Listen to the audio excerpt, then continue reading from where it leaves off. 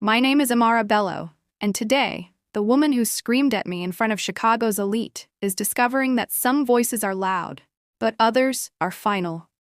I came to this country with a degree in education and a heart that believed in the goodness of people. But I quickly learned that to some, I was just a uniform. I was a pair of hands to catch their children and a chest to absorb their misplaced anger.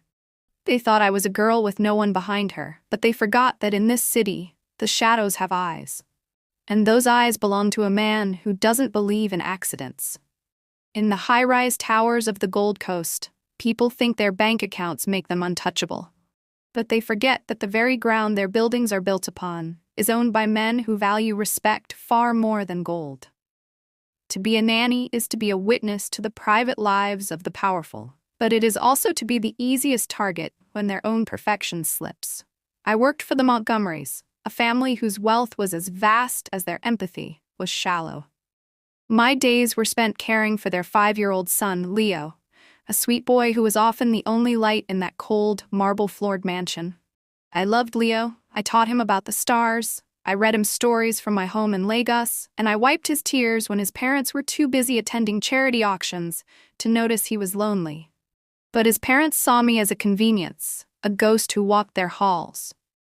They spoke over me as if I were a piece of furniture, and they mocked my Nigerian heritage, telling me to soften my accent so as not to confuse the child. I stayed quiet. I stayed humble.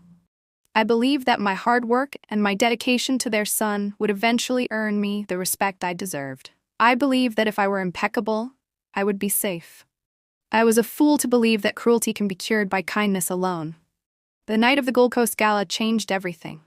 It was the social event of the year, a high-class evening filled with the scent of expensive lilies and the blinding sparkle of diamonds. The ballroom was a sea of black ties and silk gowns, a room where a single dress cost more than my family's home in Lagos.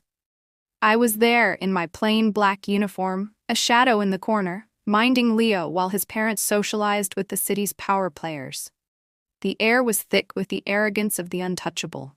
The kind of people who think the world revolves around their desires, and that people like me are merely scenery. Suddenly the music swelled, and Leo, excited by the rhythm, tripped near a towering display of vintage crystal. It happened in slow motion. A glass shattered on the edge of a table, and a splash of red punch stained his mother's pristine, custom-made white silk gown. The room went silent. The music seemed to die in the air as every head turned toward the commotion. Mrs. Montgomery didn't check on her son, who was trembling on the floor with a scratched knee. She didn't ask if he had been cut by the glass. She turned to me, her face contorting into a mask of pure, unadulterated rage that stripped away every ounce of her polished, social exterior. "You stupid, careless girl," she shrieked, her voice cutting through the silence like a jagged blade. "I pay you to watch him, not to stand there like a statue while he destroys everything. Look at my dress. Do you have any idea what this costs? More than you'll make in 5 years, you useless creature. You're just like the rest of them, lazy, incompetent, and utterly worthless. You're lucky I don't have you deported for the damage you've caused tonight. I want you out of my house and out of this country by morning." Guests watched in a silence that felt heavier than the shouting. I saw the pity in some eyes, but mostly I saw indifference. To them, I was just a disposable part of the service staff, a mistake to be corrected. I felt the heat of 100 judgmental eyes on my skin, burning me with their collective silence. My hands were shaking so violently I had to clench them into fists to keep from dropping my head. I knelt on the cold floor to pick up the glass. My eyes lowered, my heart breaking for the little boy crying beside me. "I am so sorry, ma'am," I whispered, my voice thick with a humiliation I had never known. "It won't happen again. Please, let me help you." "Don't touch me with those hands," she snapped, stepping back as if I were a plague. "You're finished. Get out of here. Now. And don't bother coming back for your things. You'll leave with exactly what you brought, nothing." Have you ever been publicly shamed for a mistake you didn't even make, while people who called themselves leaders stood by and watched? Tell me in the comments how you found the strength to walk away with your dignity intact. From across the room, a man had been watching the entire scene. He stood by the arched balcony, a glass of dark liquid in his hand, his presence a silent, heavy anchor in the sea of vanity. This was Roman Steele. To the public, he was a venture capitalist with a Midwestern grit and a penchant for privacy. To those who knew the heartbeat of Chicago, he was the man who controlled the docks, the unions, and the very foundations of the city's power. He was an American with a legacy built on iron, blood, and an unbreakable code of loyalty. He was a man who did not like bullies, and he especially did not like seeing a woman of grace treated like a criminal. Roman didn't shout.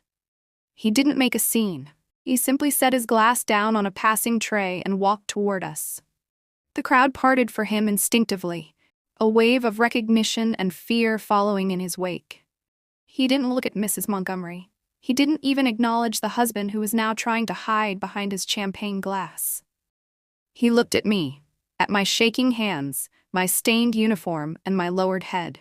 He reached down, took the piece of glass I was holding so I wouldn't cut myself, and placed it on the table. Then he offered me his hand. "Her name is Amara," Roman said. His voice wasn't loud, but it carried a weight that seemed to vibrate in the very floorboards. It was a calm, low vibration that commanded the entire room to listen. It was the voice of a man who never had to raise it to be heard. Mrs. Montgomery blinked, her bravado faltering as she realized who was standing in front of her. Don't forget to subscribe to this channel for more revenge and love stories. Turn on the bell notification to stay updated. "Mr. Steele, she's just the help. She ruined a one-of-a-kind piece. She's incompetent. She is a guest of this city, and she is a woman of character," Roman interrupted, his eyes locking onto hers with a coldness that could freeze the lake in the middle of July. "And you, Mrs. Montgomery, have spent the last 5 minutes proving that all your husband's money cannot buy you a single shred of class. You have humiliated a woman who has cared for your son better than you ever have. You will apologize to her, right now, in front of everyone who heard you scream." "I most certainly will not," she huffed, her face turning a deep, ugly purple. She looked to her husband for support, but he had seen the two men in dark suits standing just behind Roman, men whose faces were as expressionless as stone and whose hands were folded neatly in front of them.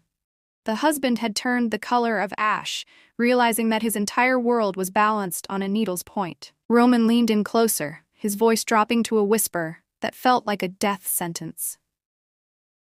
"Let me be very clear so there's no confusion on Monday morning. The bridge loan for your husband's textile firm? It's held by a private bank I chair. The zoning permits for your new development in the West Loop? My associates sign those. Even the lease on this very ballroom is held by a company I own.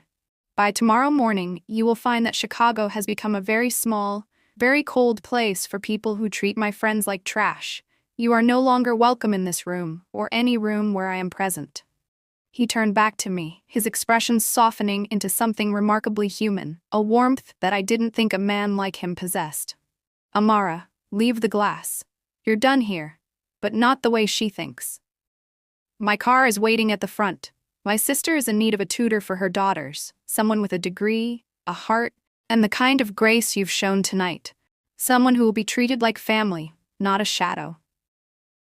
The next 48 hours were a masterclass in silent, elegant destruction. The Montgomerys didn't just lose a nanny, they lost their foundation.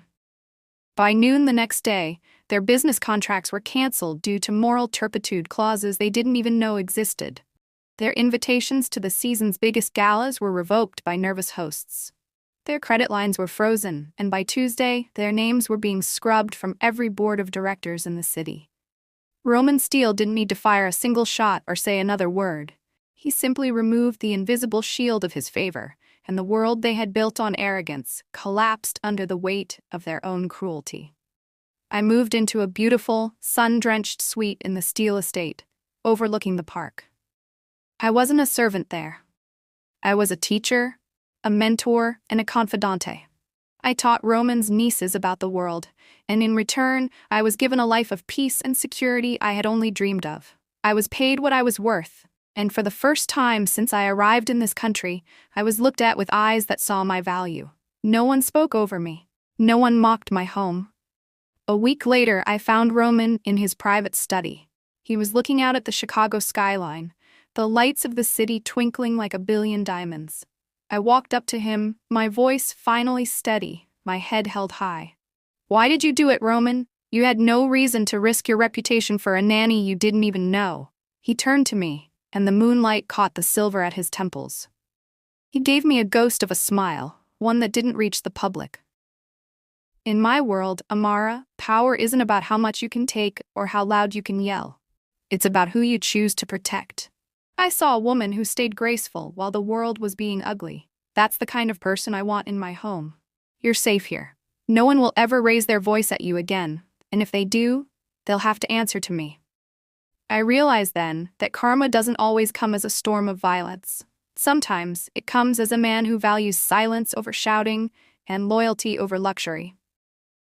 My name is Amara Bello, and I am no longer a nanny hiding in the shadows of the wealthy. I am a woman of worth, standing in the light of a man who made the world respect me. And I have never felt more powerful. My voice is now heard, and it is a voice that commands the respect it was always owed. Thanks for watching. Don't forget to subscribe to this channel for more mafia love and justice stories. Where are you watching from? Drop your country in the comments. I'd love to hear your thoughts. Don't forget to subscribe to this channel for more revenge and love stories. Turn on the bell notification to stay updated.